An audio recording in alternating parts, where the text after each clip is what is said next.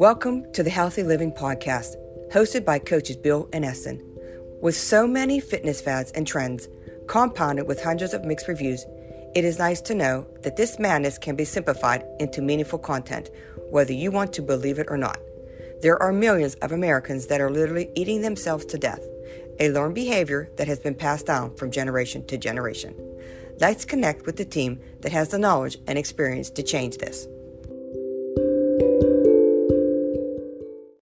Welcome, everyone. This is Coach Bill with Coach Eston, and today's segment is regarding intermittent eating. This is very similar to intermittent fasting, but the difference is you're going to be eating, I call feeding, at certain times of the day. It's planned, and with nothing in between, meaning you don't snack, don't eat fruit, nothing. It's in between that you do nothing but drink water, coffee, there's nothing with sugar in it. So anyways, that's today's topic, and it's very popular now. And it's fasting is I avoid the word fasting, Eston, because and I was included in this, that it's a term that you think you're going to starve yourself. And Yes. As I've learned over the past year and a half, that's not the case at all. It's actually very natural, and I'm very satisfied, and I really enjoy eating more now than I ever have. And one of the doctors that I follow, and I love the way he presents. And you actually gave me, introduced me to him through a link. We were talking about fasting and intermittent eating. That's Dr. Stein Ekberg, and I'll put some links on the podcast to listen to him. He's very, very good. But today's podcast, our goal is to highlight the many benefits and some of the there's some disclaimers here of people who shouldn't try this, of intermittent eatings, feedings throughout the day, and how to train your body to go 14, 16, 18 hours or even more without feedings. And which is natural. I have to state that it's a natural way that your body is designed to process food. And one thing that we've been talking about, and everyone talks about, is losing weight. How do you burn the fat? How do you eat better? Why do we talk about that, Eston? How many times do you eat? How much do you eat? It's all about calories, calories, calories. But it's also about fat. And why do we talk about that, Eston? Why is that so important? Because that's the way our body is designed. It's designed to store stuff, right? Yes. And intermittent fasting is not going against that. It's just working with that, to be honest with you. So one of the things I want to be very clear with is this is not for everyone. It's not for kids who are still growing. So I say anyone under 21, because usually around 21, you stop growing. You don't even think about this. Also, people that are on medications. It's not recommended for people who are on medication for diabetes. And also for people who have a history of eating disorders. If you have that, you don't do this. You actually go through a doctor. And any women who are pregnant and breastfeeding. So this is something that's not for everyone. So it's a small class of people, but I have to state those type of people. Anything else you want to add to that, Eston? This is for adults who are trying to get their diet or their meal plan on check, and a way of portion controlling and pacing through the day, so to make sure that their energy requirements are being met without overindulgence. That's how I look at it. Yeah. That's following the natural rhythm of life. Excellent. I love the way you put those words together, too. I should be a writer. You should be, yeah. Hi, how ironic you are. But this is nothing out of the ordinary that we've been teaching and been talking about. Portion control. You mentioned that word as a buzzword. Portion control, rhythm, natural. It's all part of the way your body's designed. And a lot of people don't understand that. And I know Dr. Ekberg made a good point about he went to a cruise and I should say. He went to one. He was on a cruise. He was on a cruise. You don't go and come back. You go and stay for a while. Right. And he made a good point about people, how, first of all, on cruises, there's food all the time, 24 hours a day, right? Oh my God. And so people usually gain at least 10 pounds, or if not more. And what happens is the body gets used to being fed constantly. And people that at around 10 o'clock at night say, I got to eat something. It's going to be like 8 hours before I eat again. And when you start doing intermittent eating, you're like 8 hours is like nothing. It's like 12 to 14 hours. When I used to have blood work done, 12 hours was a long time for me because I trained my body to eat every 6 hours. So your body is not designed that way, because this is our nice segue to our next topic about what happens when you eat. You'll hear this term insulin resistance. Yes. And you also hear insulin sensitivity. Resistance is when you eat, your body, its trigger is eating. It triggers, also it secretes insulin, which is a fat blocker. While you have insulin in your system, certain levels of it, I should say, you will not tap into your fat stores. It relies solely on the insulin to take fuel, for lack of a better term. You can add on to this if you want, Eston, and put it into your cells. Get stored in your cell in the anticipation that it's going to be used for energy. So you want to add to that at all? Did I miss anything? No, you got it right. Yeah. Yeah. It's basically, just think of insulin as a UPS or FedEx truck delivering stores into a house for use in the immediate future. Yeah. And here, that's a very good point, immediate. Now, yeah, like Amazon Prime, or those, people that get those meal deliveries. Yeah. You're supposed to use it that day or shortly thereafter. Right. So what happens when those stores are full, Aston? What happens? Well, then you have storage containers in your body called adipose tissue or fat cells. Yep. And then the body will convert any extra sugars and even sometimes proteins that aren't being utilized into fats, and then they're stored away in your fat stores and your subcutaneous fat. And also, if that fills up quickly, then you're what's called intravisceral fat. That's the fat that's within your viscera, your organs, like your heart. Right. So when you start hitting that area, yeah, you're asking for trouble, because it puts extra pressure obviously on the organs. Well, there's only so much space in the body. Right. Right. It keeps adding on top before you know you see obesity, right? Right. When you start crowding out muscle for fat storage, then the organ can't function, especially if it's a muscular organ like the heart, which is a muscular pump. Yep. Or the liver, when it's meant to be, like, for one lack of many things that it does, a filter of the blood, but when it has too much fat in it, the filtering process backs up. It's like getting too much dust in an air filter. It doesn't filter the air very well. Right. Mm-hmm. Right. And I have a list of things that happen when you eat too many times, eat too much at one time, too many times during the day, which unfortunately us Americans are known for. Yeah. We mentioned obesity, we mentioned diabetes, cardiovascular disease, because about the heart, fat around the heart, dementia is one I didn't know about. Stroke, I can see. Autoimmunity diseases like cancer. Yep. Oxidative stress. Oxidative stress is another term for your body is stressed because it has to digest food all the time. Yes. And when you eat a lot, it has to digest the food because that's its fuel source. Even though it has tons of fuel stored up, again, the insulin is secreted. It's saying, okay, I'm getting ready to use this fuel, and it's being fed to me. I'm going to start using it first. My first source is that.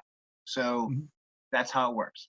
Now, when you don't eat, you become insulin sensitive, meaning that in between feedings, your insulin levels go way down. They start going down. It takes a while now, right? Some people have it faster than others, but on average, the longer you stay between feedings, the lower your insulin gets, and then your body taps into your other fuel stores. So that's how that works. And when you do eat, it really utilizes the fuel that you're feeding it more efficiently, and your cells need it because it's already used up the fuel stores previously. So it works very well. It's like a well-oiled machine. So that's a high level on how that works when you don't eat. And also, Aston, we mentioned this a couple times already in another podcast about 50 years ago, 55 years ago. Before that, what as ancestors, how did they eat? They were hunter-gatherers, Yeah. gathering that once agriculture was introduced, gathering grains that they had grown, and then living off of any domestic animals that they had at the time, like chickens for eggs, pork, sometimes beef for meats. If they lived near a water source, fish was added. But for the most part, meat was hard to come by because you had to hunt it. So meat, if you were lucky, you had maybe once a week. If you remember, our mother and father would talk about that. They would sometimes only have meat on Fridays or meat. Yep. And the rest of the time was mostly grains. And yes, they did have a lot of fats, but they were walking and working everywhere. They had to walk to the streetcar. They had to, like our grandfather used to joke, he walked uphill both ways to school. But they had to walk a mile to get to the schoolhouse. They had to walk to the store. There was a lot of physical activity. In our family, they were merchants, but they also had farms. So not only did they work in their stores, but they also had farms to tend to.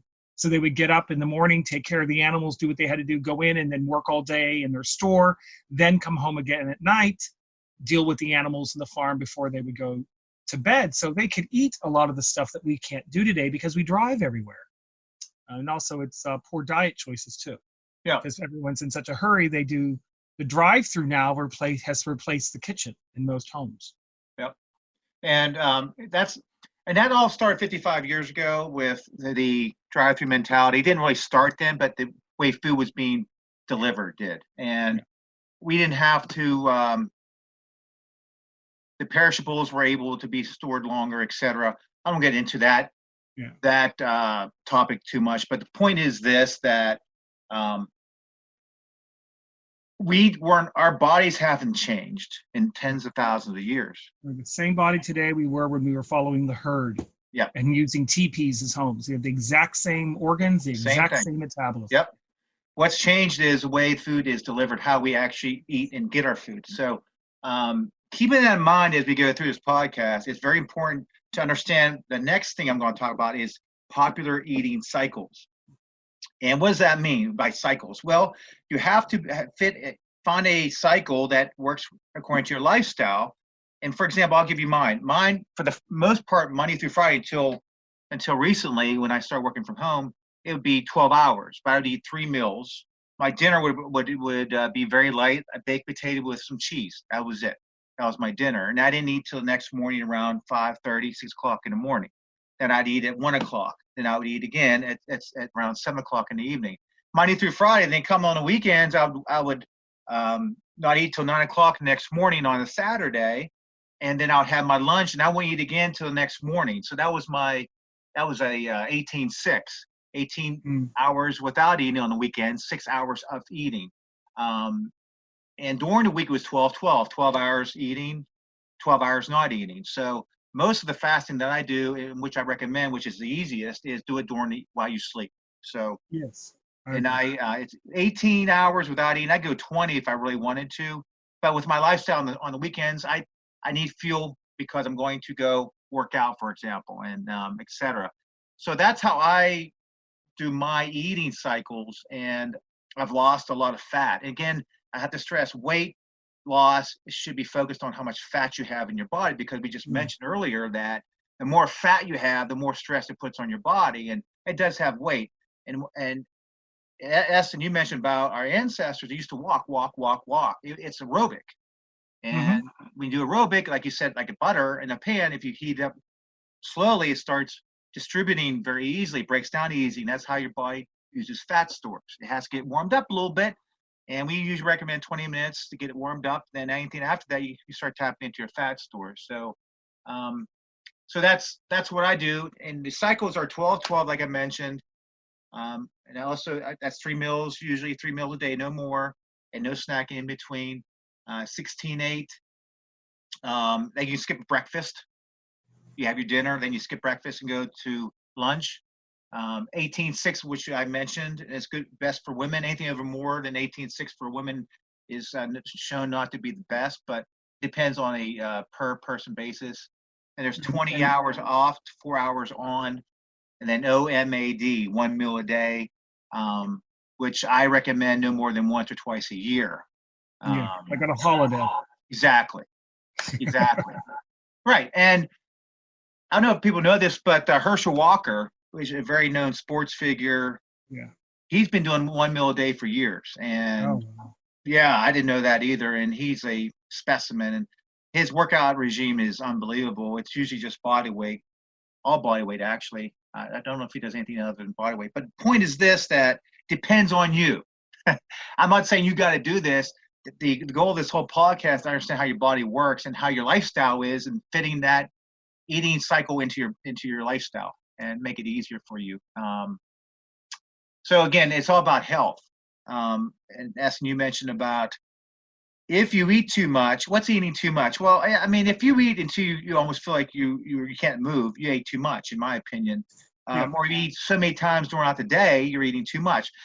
Meaning, does your body need everything that you're eating?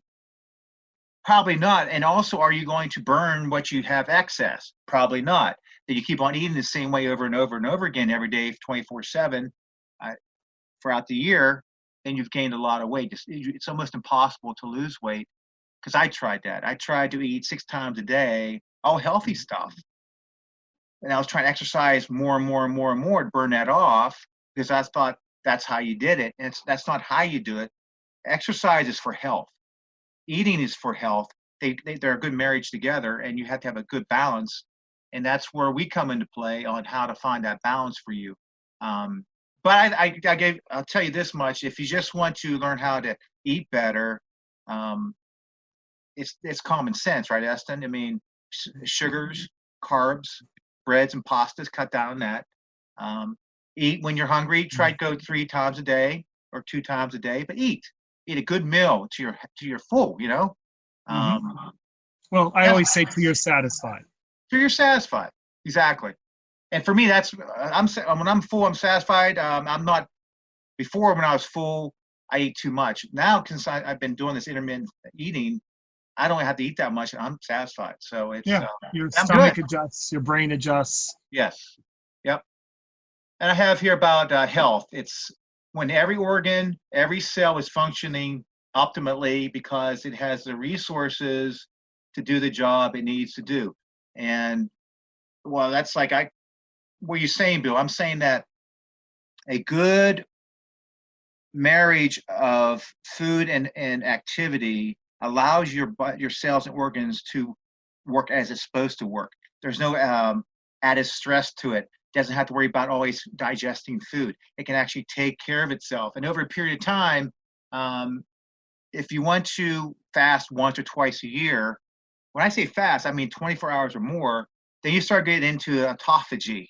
And that's or autophagy, however you want to label it, or however you recognize the word. Autophagy is a natural way your body gets rid of the extra or stuff that's not working very well, cells, even cancer cells, and actually uses that for fuel. So that's something it's more of, it's not eating it's not eating cycles, it's actually fasting. You're not eating because you want your body to take all the junk out of your system.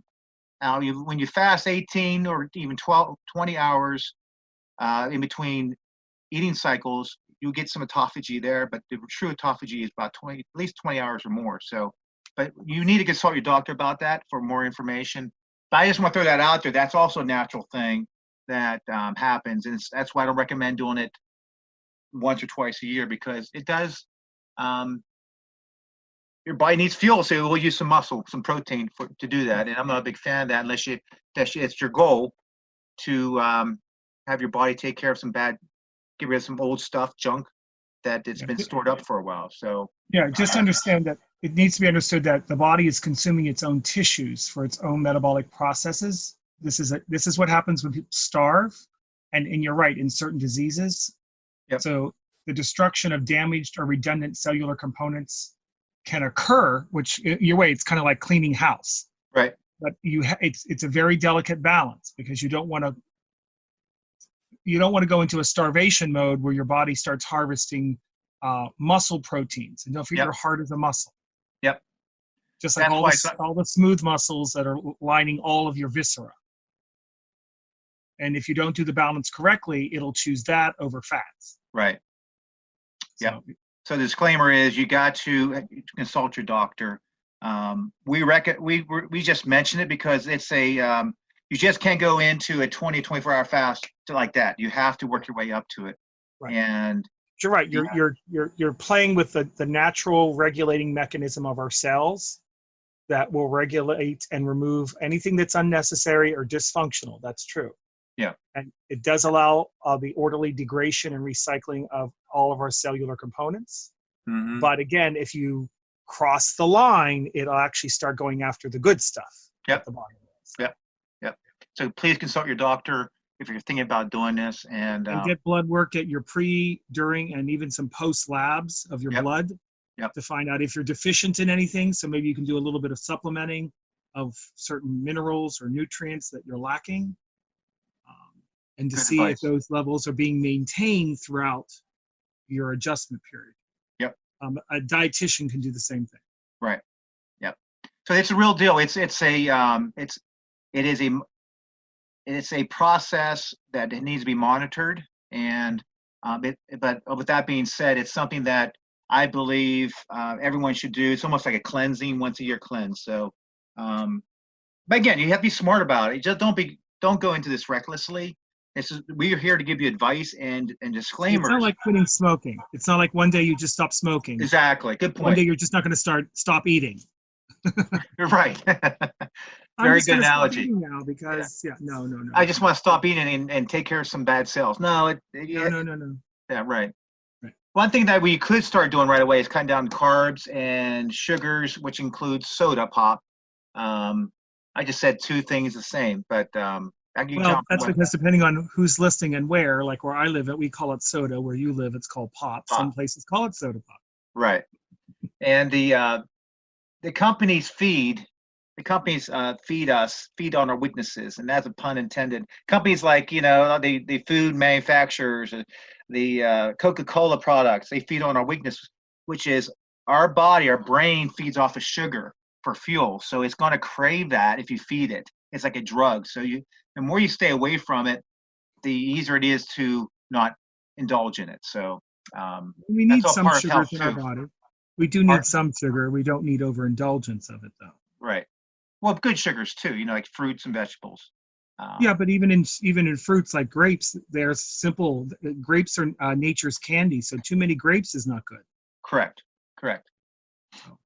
And there's really no quick fix or solution to weight loss or eating, weight management and eating. It's something that, like anything else, you didn't get fat overnight, and to lose weight and to understand how to eat doesn't happen overnight. So it's a process. You have to be patient. One thing that I can tell you that is intermittent eating has been something that I mentioned before, that's been your body's been doing for thousands of years.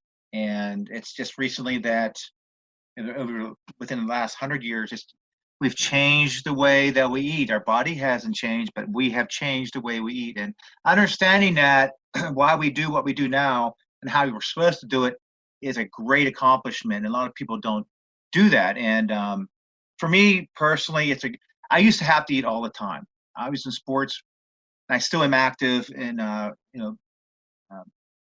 call weight management, which is exercising and lifting. So anyways, I've learned that, especially when you get older, that the need for eating is a necessity. It's not something that I felt I have to do because it's time to eat. So when I broke that mold that I have to eat every 3 hours, and I was liberated. It wasn't like I was a slave to eating, like I was a slave to chewing snuff. I was a slave to food. And that's something we were taught, Eston, and that over the years when we were growing up, eat. Yep, keep eating. That's why I developed an eating disorder. Right. So there's you eat too much, you don't eat enough. You have to have a balance. It's really trying to understand that your body doesn't need to be fed all the time. But when you do eat good stuff, eat good food, a lot of water, obviously, the basics. You hear it all the time. That's the key to good health. Exercise is so important. Anabolic exercise more than anything, that you don't have to kill yourself. It's a steady, slow and steady that wins the race, and that's how your body is designed. And you have moments where you do want to go quick and hard, almost like you're hunting for food or you're trying to migrate, stuff like that. It's that mentality that's how your body is geared and that's how it works. And I'll end on that. Is there anything you want to add to that, Eston? No, you hit it on the mark. All right. Okay. That concludes our podcast. And I'd like to thank you again, Eston, for, Sure. as always, for your input. Very valuable. And until next time, be healthy, be strong, be a life warrior. And be well.